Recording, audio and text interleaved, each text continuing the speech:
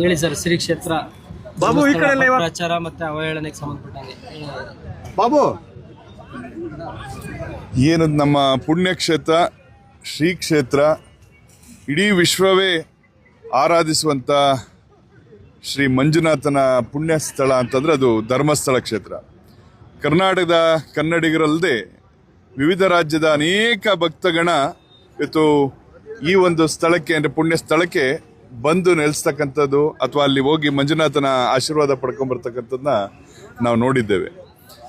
ಅಂಥ ಪುಣ್ಯಕ್ಷೇತ್ರದ ಬಗ್ಗೆ ಕೆಲವು ಯೂಟ್ಯೂಬರ್ಗಳು ಅಥವಾ ಕೆಲವು ಷಡ್ಯಂತ್ರ ಅಥವಾ ಪಿತೂರಿ ಮಾಡ್ತಕ್ಕಂಥ ಕೆಲವು ವ್ಯಕ್ತಿಗಳು ಅವರು ಬಹಳ ವರ್ಷಗಳಿಂದ ನಿರಂತರವಾಗಿ ಧರ್ಮಸ್ಥಳದ ಬಗ್ಗೆ ಒಂದು ಪಿತೂರಿಯನ್ನು ಸಂಚಲನ ಮಾಡ್ತಕ್ಕಂಥ ಗಮನಿಸಿದ್ರು ಸಹ ಇತ್ತೀಚಿನ ದಿನಗಳಲ್ಲಿ ಒಂದಷ್ಟು ಅಪಪ್ರಚಾರಗಳು ಸುಳ್ಳು ಆರೋಪಗಳನ್ನ ಹೊರಿಸಿ ಆ ಪುಣ್ಯಕ್ಷೇತ್ರಕ್ಕೆ ಕಳಂಕ ತರುವಂಥ ಕೆಲಸಗಳನ್ನ ಮಾಡ್ತಕ್ಕಂಥ ಹಿನ್ನೆಲೆಯಲ್ಲಿ ಅದನ್ನು ಖಂಡಿಸಿ ನಾವಿವತ್ತು ಜಯ ಕರ್ನಾಟಕ ಸಂಘಟನೆಯ ಪದಾಧಿಕಾರಿಗಳೆಲ್ಲರೂ ಸಹ ನಮ್ಮ ನಡೆ ಧರ್ಮಸ್ಥಳದ ಕಡೆ ಅಂತ ಹೇಳಿ ಆ ಧರ್ಮ ಇರ್ತಕ್ಕಂಥ ಪುಣ್ಯ ಸ್ಥಳಕ್ಕೆ ನಾವಿವತ್ತು ತೆರಳುತ್ತಾ ಇದ್ದೇವೆ.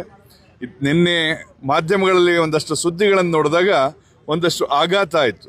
ಯಾಕೆಂತಂದರೆ ಯಾವ ರೀತಿ ಒಂದಷ್ಟು ಚಿತ್ರಕಥೆ ನಿರ್ದೇಶನ ಅದರ ಹಿನ್ನೆಲೆ ಯಾರು ನಿರ್ಮಾಪಕರು ಇದನ್ನು ಭಾಳ ಆಳವಾಗಿ ಪರಾಮರ್ಶಿಸಬೇಕಾಗುತ್ತೆ.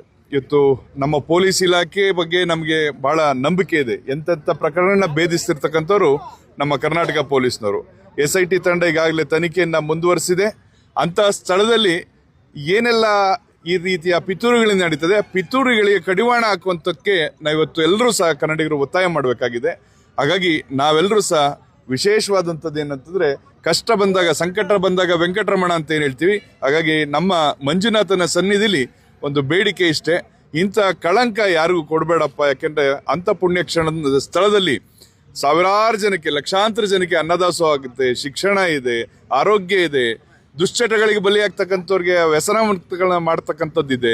ಗ್ರಾಮಗಳಲ್ಲಿ ಒಂದು ಗ್ರಾಮೀಣಾಭಿವೃದ್ಧಿ ಆಗಬೇಕು ಅಂತೇಳಿ ಹೆಣ್ಣು ಮಕ್ಕಳಿಗೆ ಇವತ್ತು ಸ್ವಾವಲಂಬಿಗಳಾಗಿ ಬದುಕಲಿಕ್ಕೆ ಒಂದು ಆತ್ಮಸ್ಥೈರ್ಯ ತುಂಬುವಂಥ ಕಾರ್ಯಕ್ರಮಗಳು ಕೊಡ್ತಾ ಇದ್ದಾರೆ.